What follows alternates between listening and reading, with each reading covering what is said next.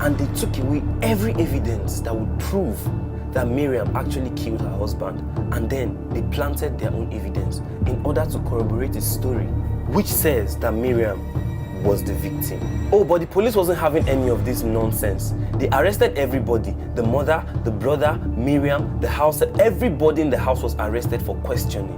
Miriam was charged to court for the murder of her husband, while everyone else involved were charged with tampering with evidence. They were all arraigned in court 5 days after the death of Bilyaminu, and this was just the beginning of a long and rigorous string of court hearings that would last over 2 years for the conclusion to be met.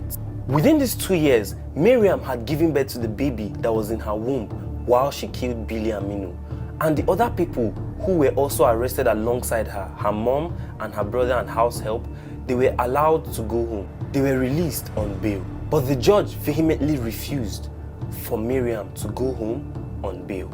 See, a lot of crazy things happened during these 2 years. Witnesses were disappearing. Lawyers that were supposed to fight for Miriam were withdrawing from the case. It was just a shambles. But in January 2019, Miriam took the stand and she testified. But what she said will blow your mind. Okay, listen, this is what she said. She said that on that particular night, she took her husband's phone so that she can make a call.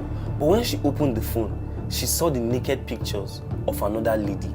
And so she confronted her husband about the pictures that she found in his phone. She said that this confrontation was what led to an argument. And this argument pushed until 11 p.m. when she said that Bilyaminu and her settled the issue.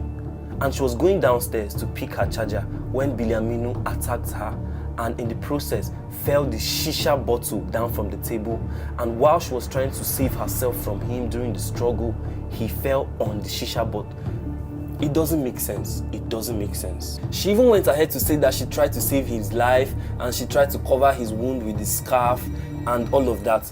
But the housemaids in the house said that shisha bottle was intact the next morning. So if the shisha bottle was what broke and made Bilyaminu to lose his life, why was the same shisha bottle fixed and perfectly okay the next morning? Do you guys understand? Mariam also denied threatening to stab the husband or even making any advances to injure him, labeling both Ibrahim and every other person that testified against her as haters and people who want her downfall, saying that they were all lying and her testimony was the only truth. While she was saying all of this, the judge wasn't buying any of it. He knew that Miriam was lying, and he gave his verdict based on the rule of last seen, which says that